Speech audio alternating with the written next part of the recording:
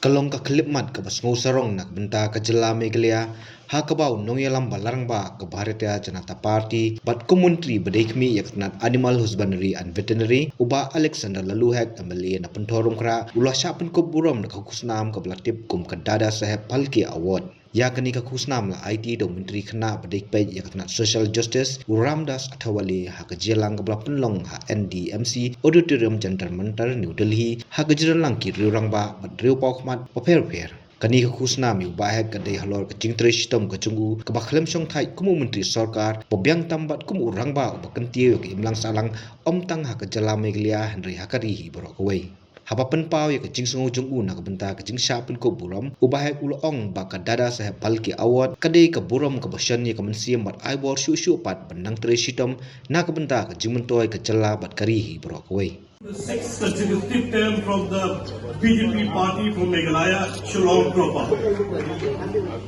Friends, I like to thank Kalyanji Jana for nominated me, selected me to receive this award. Thank you very much for the nominations that you have been honoring me for giving me this very prestigious award for the state of, not only for me, this is for the state, for the people of the state of Meghalaya. So now today, I'm receiving this award on behalf of the state of Meghalaya and also for the people of Meghalaya. Thank you very much and thank you to Kalyanji once again.